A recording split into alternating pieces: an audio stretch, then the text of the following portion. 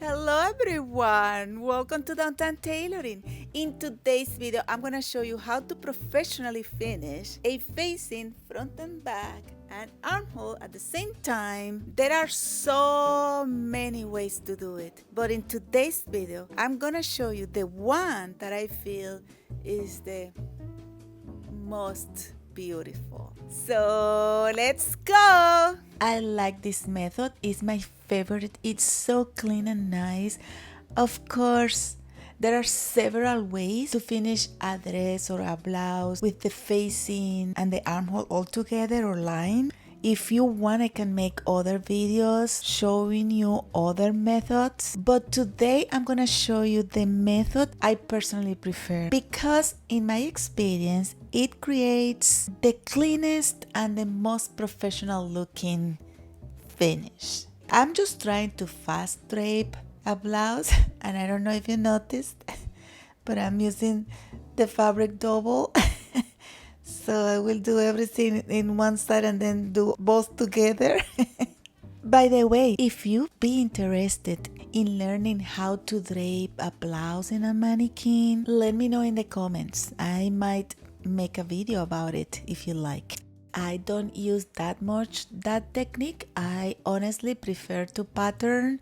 I think maybe I'm control freak. With the pattern, you have absolute control of what you are doing, but I have to recognize that draping can be a little faster. You see, the main thing when you are draping, you have to make sure to mark well your pattern. For example, in this case, I just folded in the center just to make it faster and easy. I'm gonna try just to make just a top that it could be a dress. And you know, this kind of design usually have a zipper at the back, but I already have made a video about making the facing with the invisible zipper at the back. So if you want, I can link it in the description box below. I have to recognize that this way that I'm gonna show you now is not that popular when you are not experienced, but as soon you learn the trick of it, you cannot use another way. Now my pattern is ready and now I'm gonna cut the facing. And of course, to make it easier for you to follow along, I'm gonna use this fabric which is very contrasting. It's beautiful, huh? I think I'm gonna do something for me. Please let me know in the comments what should I do for me with this fabric. I love the print. Using that fabric, you will be able to see better the job I'm doing. If you are buying a commercial pattern, it's very correct and probably your commercial pattern will come with the facing just a tad smaller than the pattern. But for these purposes, I'm gonna cut mine exactly the same size. And later on, I'm gonna show you why this works, what I do, and what you are gonna do next, okay? I'm gonna keep my facing about 2 inches wide, maybe 2 1/4 or 2.5 at the most. If the facing is too wide, it will extend into the curved area like the bust, you know, and then make the garment completely flat. And of course, when you have a facing, you have an interfacing. I always trim it a little bit smaller than the facing. I'm using 3/8 of the inch seam allowance. In a professional garment construction, I often work with a narrower seam allowance, about 1/4 inch. But you know what happened? I often use the 3/8 because when I was learning how to sew, I found that the 1/4 inch was too difficult to sew it consistently. So I noticed that if I cut it at 3/8 inch seam allowance, I gave myself a little bit more room to work and it helped me achieve much better accuracy. You will also find that many commercial patterns use a 5/8 inch seam allowance.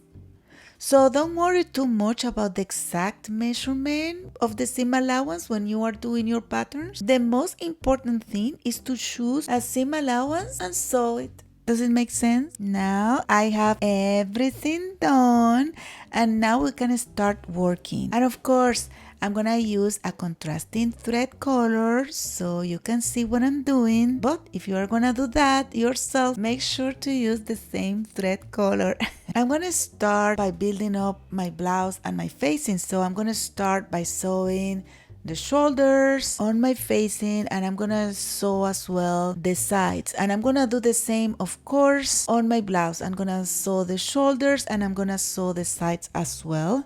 I'm not gonna sew the whole thing at the bottom. I'm gonna leave slits because it won't gonna go through the shoulders in the mannequin. I'm sewing as well of course the darts, and of course you know that I always like to iron a little bit. Even if this is a mock-up or whatever, I feel more comfortable ironing while I'm sewing. After I have my blouse done, the next step is where you really need more accuracy, because we are gonna work with the neckline, and the neckline is the area where a small difference can affect how the garment lays on the body. I'm gonna start of course by stabilizing my neckline by doing the stay stitch. I already have made videos about it. You know that this is a small step.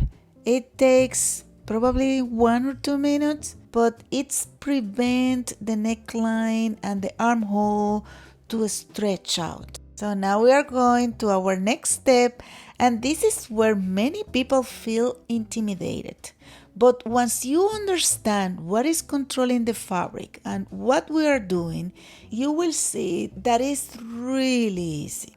I'm going to place the facing and the blouse together, but before I stitch it, I want to show you a small detail that makes a big difference in the final result.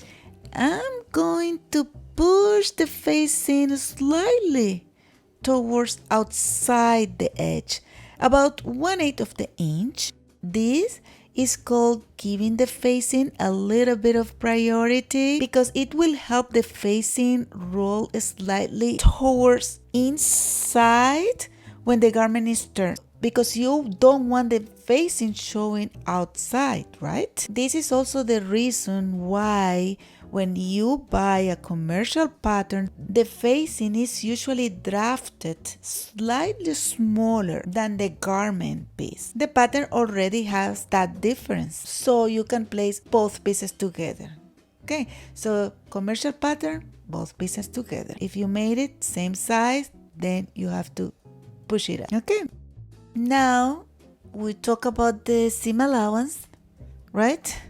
So, I'm gonna trim the excess of seam allowance, but instead of cutting it straight across, I'm going to grade it. So as you can see, my scissor is like in an angle. This will remove more bulk from the inside of the neckline and help the facing lay flatter once we turn it to the inside. You don't want to remove too much of seam allowance, because the seam allowance still needs to support the seam, but reducing the layers gradually makes a big difference, especially in curved areas like a neckline or armhole. And of course, depending on the fabric and the curve, we can clip or notch the seam allowance so it doesn't pull when it's turned. Now we are gonna do one of the most important steps for the professional finish, the understitch. For that, you are gonna open the seam and you are gonna pull the seam allowance towards the facing, and then you're gonna stitch. I'm gonna change the thread color again so you can clearly see where this stitch is going to be placed. And as you can see, we're going to stitch very, very close to the seam, about at 1/16 of the inch. You see? The goal here is to catch the seam allowance underneath and make the facing naturally roll toward inside the garment. We have done a video about that. This small step makes a big difference. Because it prevents the facing from becoming visible from the outside. It helps the neckline to look professional and nice. Now that the neckline facing is attached, I'm going to press it carefully because I want to show you the result. Look at that. You can clearly see that the blue of the blouse is inside, so you won't see at all the facing outside.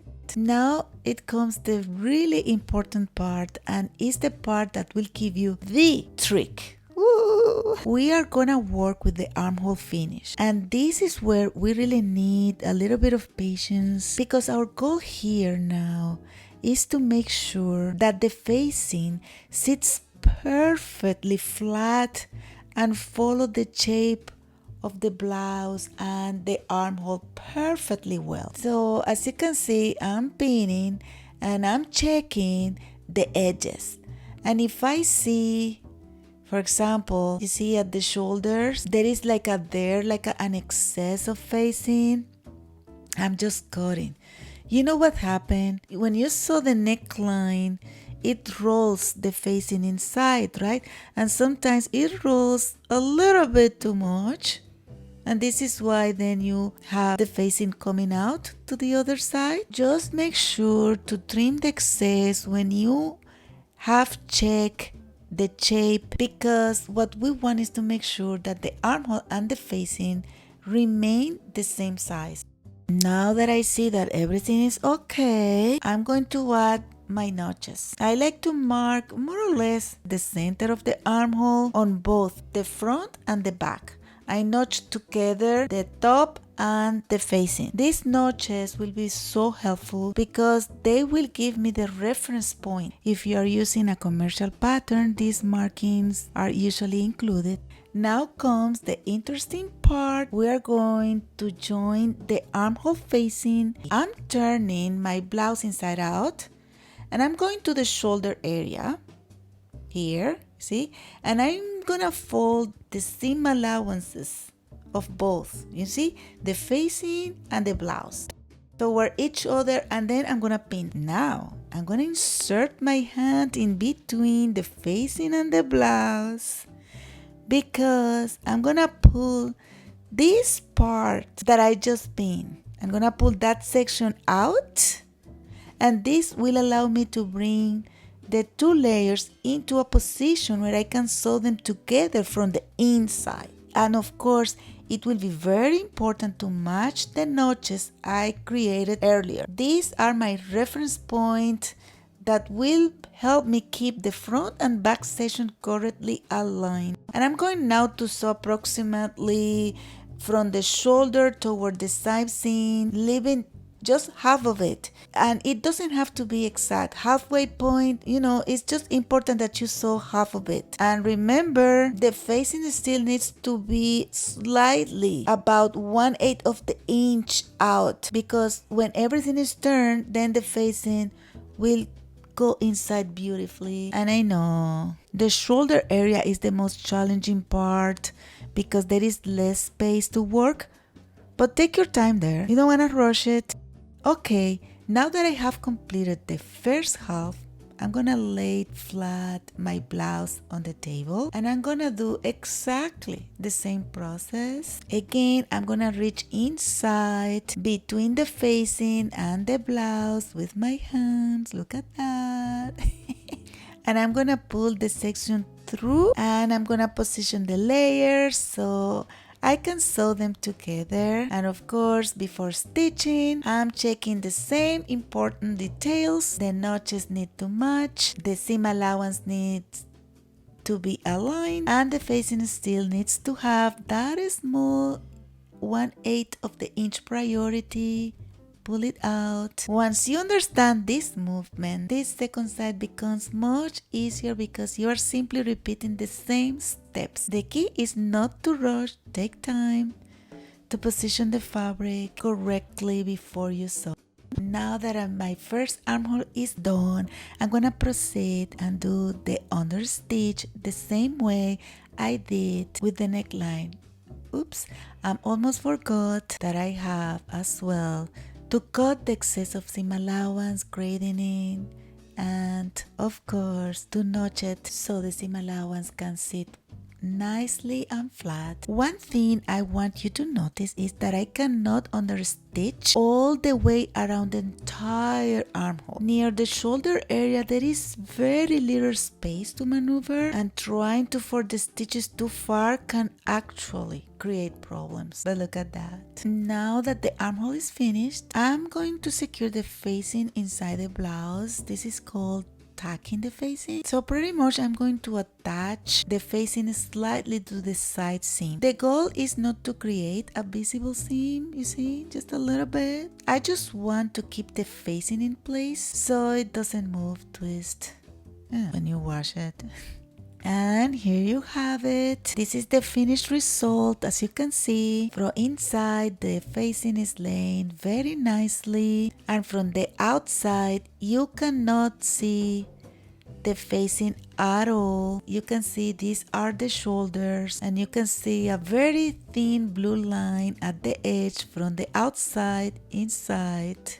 See? But when you turn it from the outside, you cannot see the facing at all. The neckline and the armhole are clean, smooth, and inside stays beautifully controlled. As you can see, I still haven't ironed it and it looks great.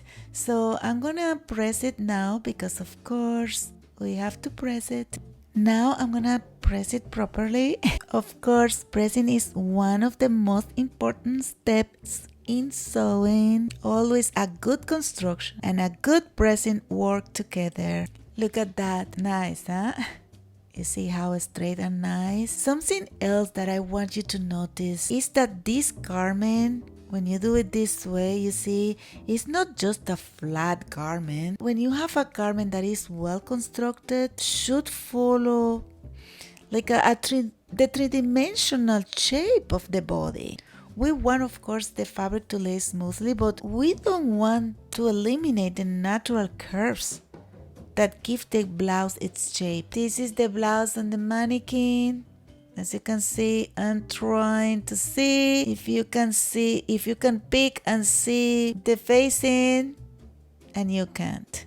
But of course, I'm gonna tell you that when you do a facing, you should do it in the same color and in the same fabric of the outside, just in case it doesn't work so well. If you find this video useful or entertaining, please give us a like, give us a hype, and don't forget to subscribe, share, comment. Bye!